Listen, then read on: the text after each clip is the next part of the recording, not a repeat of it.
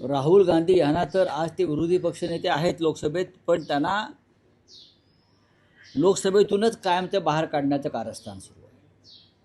हे विरोधी पक्षनेता नको. महाराष्ट्राच्या विधानसभेत आणि विधान परिषदेमध्ये विरोधी पक्षनेता येऊ नये म्हणून कायदा बदलायचं काम, कायदाही बदलला जातो. ह्याला निर्लज्जपणा म्हणतात. तुम्ही लोकशाही मार्गानं सत्तेवर यायचं, लोकशाही मार्गानं मुख्यमंत्री व्हायचं, मंत्रिमंडळ स्थापन करायचं आणि त्या लोकशाहीत जे विरोधी पक्षनेत्याला स्थान आहे विधिमंडळात तेवढं टाळून बाकी सगळे उद्योग करायचे. लोकशाहीला कलंक लावणारं एक कृत्य आहे. विधान परिषदेत आणि विधानसभेत विरोधी पक्षनेता दिला तर तो अनेक विषय घणाघातीपणे मांडेल, अनेक विषयांवरती चर्चा घडवून आणेल आणि सरकारची कोंडी करेल. या भीतीपोटी जर विरोधी पक्षनेता नेमायचा असणं ही सरकारची भूमिका असेल तर हे सरकार एक नंबरचं डरपोक आहे. विधानसभेतल्या विरोधी पक्षनेतेपदासाठी भास्कर जाधव यांचं नाव देऊन एक कालखंड लोटला. भास्कर जाधव यांच्या नावावर महाविकास आघाडीनं शिक्कामोर्तब केलेलं आहे. पण भास्कर जाधव नको, हे तुम्ही कोण ठरवणार? विधान परिषदेमध्ये काही निर्णय झालेले आहेत, तिथेही त्या पद्धतीनं विरोधी पक्षाला ते पद द्यायचं नाही यासाठी कारस्थानं केली जातात. हे महाराष्ट्राच्या ज्या मातीतून डॉक्टर आंबेडकर यांनी संविधान निर्माण केलं त्या राज्यामध्ये लोकशाहीची अशी गळचीपी आणि हत्या होत असेल तर त्याची इतिहासामध्ये नोंद होईल. काळ्या कुट्टशाही हे राज्याच्या मुख्यमंत्र्यांनी लक्षात घेतलं पाहिजे. या अधिवेशनात कोणकोणत्या मुद्द्यांवरती विरोधक प्रामुख्याने हे अधिवेशन गाजवतील? विरोधी पक्षनेत्याचाच विषय आहे. या प्रकरणामध्ये 1 वर्ष झालं विरोधी पक्षानं पत्र दिलेल्या मुख्यमंत्र्यांनी नियमांकडे बोट दाखवलं जाते. मुख्यमंत्री म्हणतात तो माझा अधिकार नाही, तो विधानसभा अध्यक्षांचा अधिकार आहे. विधानसभा अध्यक्ष म्हणतात की मी निर्णय घेईन माझ्या अभ्यासानुसार, ज्या माहितीनुसार मी निर्णय. विधानसभा अध्यक्षांच्या खुर्चीवरती व्यक्ती बसलेली आहे आणि त्या व्यक्तीचं जे पॉलिटिकल कॅरेक्टर आहे ते पाहता ते निर्णय घेतील की नाही हा पहिला प्रश्न आहे. आणि घेतला तर नक्की काय असेल ही सुद्धा शंका लोकांना आहे ना. जी व्यक्ती जमिनीचा कब्जा करण्यासाठी गावात जाऊन भानगडी करते ते विरोधी पक्ष विधानसभा अध्यक्ष आहेत. जी व्यक्ती विधानसभेच्या अध्यक्षतेमध्ये बसून पक्षांतराच्या बाबतीमध्ये तद्दन खोटा आणि भंपक निर्णय देते संविधानाच्या विरोधात, त्यांच्याकडनं तुम्ही काय अपेक्षा करणार? त्याच्यामुळे माझं तर काय म्हणणं आहे की विधानसभा अध्यक्षांवरती अविश्वास ठरावच आणला पाहिजे.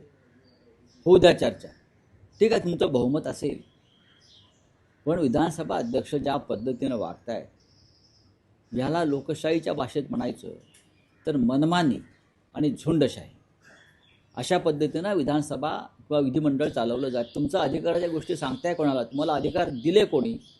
तुम्हाला अधिकार लोकशाहीनं आणि संविधानाने दिलेले आहेत आणि त्याच लोकशाहीनं आणि संविधानानं विरोधी पक्ष नेत्याची नेमणूक करण्याचे भूमिका घेतलेली आहे. आणि तुम्ही म्हणताय मी पाहीन. तुम्ही कोण? तुम्ही आज आहात उद्या नाही, पण या परंपरा तुम्ही तोडताय.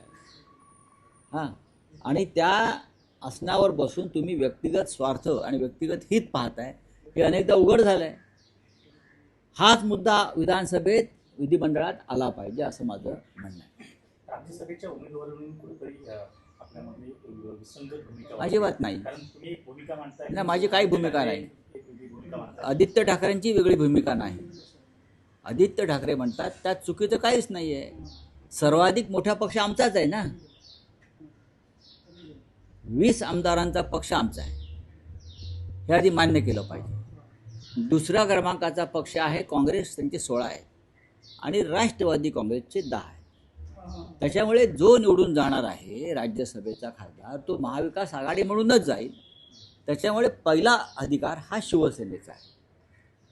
आदित्य ठाकरे याच्याविषयी वेगळं बोलले आहेत असं मला वाटत नाही आणि ते चुकीचं असे मला वाटत नाही. नाही, पण उद्धव राऊत साहेब, ठाकरे तुम्ही हे म्हणतात काँग्रेस नाही, हायकमांडशी नाही, चर्चा नाही, करतात या राऊत साहेब, संदर्भात. तुम्ही शरद पवार सातत्यानं बोलता आहात की ज्येष्ठ नेते म्हणून शरद पवारांची इच्छा आहे तुमच्याशी उद्धव ठाकरेंची चर्चा झालेली आता आहे. प्रश्न असा आहे, माननीय शरद पवार साहेबांची इच्छा आहे असं मी म्हणालो, राईट? त्यात मी काय चुकीचं सांगितलं? ते ज्येष्ठ नेते आहेत, ते महाविकास आघाडीतले नेते आहेत, त्यांनी इच्छा व्यक्त केलेली आहे. आता त्याच्यावरती आम्ही सगळे मिळून एकत्र बसून निर्णय घेऊ. पण सर्वाधिक मोठा पक्ष म्हणून पहिला हक्क हा शिवसेनेचा आहे, हे आधी स्वीकारलं पाहिजे. हीच चर्चा सुरू आहे, यात वेगळं काय आहे? पण राऊत साहेब, एक विषय आहे. मुळात राऊत साहेब, मुख्यमंत्र्यांचं स्टेटमेंट असं आहे की 7 जागा आहेत त्यापैकी 6 जागा आमच्या निवडून जातील, 1 जागा महाविकास आघाडीची निवडून जाईल असं संख्याबळ आहे. पण आदित्य ठाकरे हे सांगता आहेत की आमचे 2 खासदार जातील. नाही नाही नाही असं बोललेलं नाही. नाही, त्यांचं म्हणणं आहे, एक शिवसेनेचा जाईल आणि एक एनसीपी किंवा दुसरा माननीय कोणी अर्ज बघा, देईल. हे पहा, आदित्य ठाकरे यांना राजकारणाची आणि विधिमंडळाच्या कामाची चांगली जाण आहे. 2 लोक कसे निवडून जातील? जाणार नाही, दोन एकच जाणार. राज्यसभेच्या जागा आहेत. ते म्हणतात की नाही. गेल्या वेळेस समीकरणावर चर्चा होते आहे दोन्ही राष्ट्रवादी. गेल्या वेळेस शरद पवार आणि प्रियांका चतुर्वेदी असे 2 खासदार निवडून गेलेले, त्यामुळे यावेळेसही आमचे 2 खासदार निवडून जातील असं आदित्य ठाकरे म्हणतात. तेव्हाची परिस्थिती वेगळी होती, तेव्हा आम्ही सगळे एकत्र होतो, आमचाही आकडा जास्त होता. हे आहे, आदित्य ठाकरे अशा प्रकारे चुकीचं विधान करणार नाही.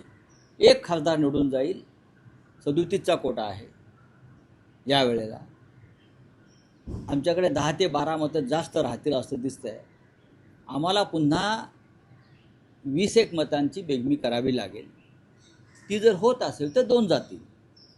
पण या क्षणी शिवसेना हा सगळ्यात मोठा पक्ष असल्यामुळे आम्ही हे बोलणारच की बाबा आमचा मोठा पक्ष आहे, त्याच्यामुळे पहिला हक्क आमचा राहील. पण प्रश्न निर्माण कधी होतो? अद्याप माननीय शरद पवार साहेबांनी स्वतःची उमेदवारी त्यांच्या पक्षाकडून जाहीर केलेली नाही, हे लक्षात घेतलं पाहिजे. नाही, पण राऊत उद्धव साहेब, ठाकरे यांचं जर काँग्रेस शरद हायकमांडशी पवार बोलणं सुरू आहे. शरद पवार यांनी इच्छा व्यक्त केली आहे, हो, तुमच्याशी त्यांची चर्चा तेव्हा झालेली आहे. महाराष्ट्राचं राजकारण त्यावेळेला आता जसं काही बदल झाले तसे बदल झालेले नव्हते. पाहू ना, तुम्ही फार त्याच्यावरती फार टेन्शन किंवा प्रेशर घेऊ नका. महाविकास आघाडी जी आहे किंवा नेतृत्व जे आहे आमचं, हे सक्षम आहे निर्णय घ्यायला. नाही, पण एक स्पेसिफिक प्रश्न आहे की शरद पवार यांनी इच्छा व्यक्त केली आहे, ते जर राज्यसभेवर जाणार असतील तर अशा वेळेस शिवसेना उद्धव बाळासाहेब ठाकरे पक्षाची भूमिका काय राहील? त्याच्यामध्ये काँग्रेस पक्ष सुद्धा आहे ना, फक्त शिवसेना आहे का? 3 पक्ष एकत्र आल्याशिवाय ही निवडणूक होणार नाही महाविकास आघाडीची, हे मी वारंवार सांगतो आहे. पण तुम्ही तोच प्रश्न विचारताय, हे चुकीचं आहे. ही निवडणूक 3 पक्षांची आहे आणि त्या 3 पक्षातला मोठा पक्ष शिवसेना आहे विधिमंडळामध्ये. 2 बोला. गटांमध्ये काँग्रेस असेल किंवा तुमचं बोलणं चालू आहे का दिल्लीतल्या? ते बघू ना, ते बोलणं चालू असेल तर इथे कशाला सांगायचं आता. जेव्हा प्रत्यक्ष उमेदवारी अर्ज भरले जातील तेव्हा कळेल सगळ्यांना काय होत आहे. काल काही बदल झाल्या समजतं. नाही मला माहीत. राहुल साहेब, गेल्या 2 दिवसात महाराष्ट्र एक वेगळं चित्र बघतो आहे. काय? काल मालेगावात तुम्ही आणि दादा भुसे हे कोर्टात एकत्र होतात आणि हसत खेळत तुमच्यात संवाद झाला. परवाच्या दिवशी तुमचे माजी आमदार वैभव नाईक हे उद्योग मंत्री उदय सामंतांबरोबर एका टेबलवर जेवत होते आणि तिथेही हास्य विनोद होत होते. काही वेगळं घडते आहे का महाराष्ट्राच्या राजकारणात? ज्यांच्याबरोबर आम्ही बसतो किंवा कोणी कोर्टात कोणी जेवताना, त्यांच्यामध्ये वेगळं घडवण्याची क्षमता आहे का? ते वेगळा निर्णय घेऊ शकतात का? हा प्रश्न तुम्ही त्यांना विचारा. ह्या सगळ्यांचे निर्णय दिल्लीतून घेतले जातात, हे नाही घेऊ शकत. दादा भुसेंचा विषय पूर्णपणे वेगळा आहे. ज्या खटल्यासंदर्भात आम्ही सातत्याने एकमेकाच्या विरुद्ध उभे होतो, तो मूळ खटला जो आहे हा अद्वय हिरे यांचा आहे आणि त्याच्यावरती मी भाष्य केलेलं आहे. आता स्वतः अद्वय हिरे हे भारतीय जनता पक्षात गेले, त्याच्यामुळे तो खटला चालवायची जबाबदारी आता भारतीय जनता पक्षाची. त्यावरून तुम्ही देखील केलंय भातकळकरांना. काय? अतुल भातकळकरांना तुम्ही ट्विट दिलं. त्यांना उत्तर दिलं. ते म्हटले की यांनी मी माफी मागितली नाही, मी खेद व्यक्त केला. कागद बघू शकता आपण की अद्वै हिरे यांचा खटला होता, त्याच्यामध्ये मी भाष्य केलं आहे. कोणाच्या भावना दुखावल्या असतील तर मी खेद व्यक्त करतो. खेद व्यक्त करणं आणि माफी मागणं हे दोन भिन्न शब्द आहेत. बरोबर. खेद व्यक्त केला आणि यापुढे खटला चालवायची जबाबदारी अद्वै हिऱ्यांची आहे. ही भूमिका आहे. यात काय माफी आणि काय कसलं काय कशा करता? माझ्यावरती का हा पहिला खटला का आमच्यावरती? नाही, शेकडो खटले मी लढलो आहे. पण कुठे थांबायचं आणि काय करायचं आम्हाला माहिती आहे. चंद्रपूर संदर्भात मुंबई महापालिकेचा विषय आहे. असं म्हटलं जातं आहे की शिवसेना उद्धव बाळासाहेब ठाकरे पक्षानं त्यांच्या 3 स्वीकृत नगरसेवकांची नावं नक्की केली आणि ती सादर केली गेलेली आहे, अधिकृत घोषणा नाही आहे. पण त्यावरून मनसेतून काही प्रतिक्रिया येतात. ते असं म्हणतात की कोट्या मनोवृत्तीची एक लक्षात माणसं, घ्या, तुम्हाला त्यांच्याकडून काय स्वीकृत जर नगर- तुम्ही मला ओळखत असाल तर तुम्ही एक मान्य केलं पाहिजे की मी माझ्या जीवनामध्ये कधीही महापालिकेच्या राजकारणामध्ये पडलो नाही. ज्याला या मुंबईत सुखानं राहायचं आहे राजकारणात, त्यानं महापालिकेत जाऊ नये. कोणत्याही सर्वच महानगरपालिकात काय चालते तुम्हाला माहिती आहे. पण आम्ही त्या तलावाच्या बाहेर असतो. महापालिकेचं राजकारण वेगळं, आम्ही वेगळं काम करतो. त्याच्यामुळे स्वतः पक्ष नेतृत्व त्या संदर्भात निर्णय घेण्यास समर्थ आहे. नाही, पण राऊत साहेब, साहेब, पण जेव्हा राऊत तुमची युती होत होती मनसे आणि शिवसेनेची, आजही आहे. त्यावेळेला त्या स्वीकृत नगरसेवक या पदाच्या मुद्द्यावरती तुमचं काही चर्चा झाली होती का? काही ठरलं होतं का? आम्ही आपापसात बोलू ना त्या विषयावर. चर्चा झाली होती का? आम्ही आपापसात बोलू त्या विषयावर. मला माहिती आहे ना काय ते. मी योग्य वेळी बोलेन ना. नाही, राऊत साहेब, पण आज ठाकरे बंधू चंद्रपूरचा युतीमध्ये- महापौर बसलेला आहे. ठाकरे बंधू युतीमध्ये तुम्ही खूप महत्वाची भूमिका बजावली. असं असताना स्वीकृत नगरसेवक पदावरून ज्या काही प्रतिक्रिया येत आहेत, ठाकरे बंधू युतीत मिठाचा खडा पडल्याचं बोललं जातं. लोकांच्या प्रतिक्रिया आहेत. No comments. चंद्रपूरचा महापौर बसलेला आहे. अजूनही नगरसेवकांवर तुमच्या कारवाई नाही झालेली आहे. कुठंतरी पक्षश्रेष्ठींचं मत आहे की सोबत जायचं भाजप. भारतीय जनता पक्षासोबत जाणं हे पक्षाचं धोरण नाही, अजिबात नाही. मी वारंवार सांगितलं आहे की तशा प्रकारच्या सूचना त्या नगरसेवकाने दिल्या होत्या. जर त्यांनी त्या शिस्तीचं उल्लंघन केलं असेल तर आता हळूहळू आम्ही सगळ्या कामातून मोकळे झालो. आम्ही पक्षप्रमुखांशी चर्चा करू या विषयावर. नाही, पण रावसाहेब, चंद्रपूरमध्ये तुम्ही म्हणता की 2 काँग्रेसमध्येच गट होते, त्यामुळे ते पद मिळू शकलं नाही त्यांना. पण हर्षवर्धन सपकाळ असं म्हणतात की शिवसेना उद्धव बाळासाहेब ठाकरे पक्षामुळे काँग्रेसचा महापौर होऊ शकला. नाही, अजिबात नाही, अजिबात. बघा, चंद्रपूरच्या प्रकरणामध्ये 4 दिवसापूर्वी दोन्ही गटांना दिल्लीत का बोलवलं होतं? चंद्रपूरच्या तुम्हाला माहिती आहे. एक विजयराव वडेट्टीवार आमचे मित्र, दुसऱ्या खासदार ताई आहेत धानोरकर, त्यांना दिल्लीत बोलवून समज का देण्यात आली हे आपणही छापलं, आपणही दाखवलं आहे. त्याच्यामुळे चंद्रपूरमध्ये महापौरपद हे काँग्रेसच्या हातून गेलं. संपूर्ण खापर शिवसेनेवर फोडता येणार नाही.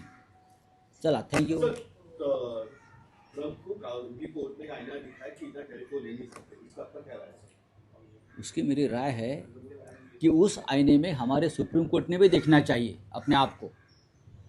भारत के सुप्रीम कोर्ट ने भी वो जो आईना है, वो आईने के सामने भारत के सुप्रीम कोर्ट ने भी खड़ा रहकर देखना चाहिए कि हमारा चित्र उसमें कैसा दिखता है.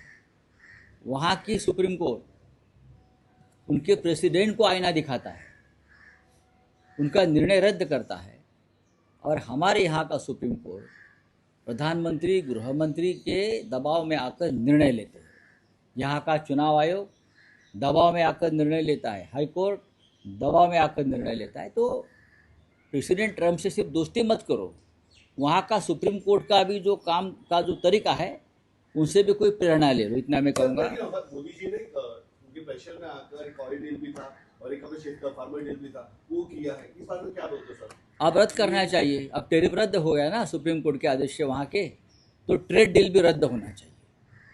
आपने ट्रेड डील क्यों किया? टेरिफ लग रहा है बोला, इसलिए किया, वो दबाव में किया ना. अब टेरिफ ही रद्द अगर हो गया है सुप्रीम कोर्ट का आदेश से उधर, तो ट्रेड डील रद्द करो और हमारे किसानों को मुक्ति दे दो.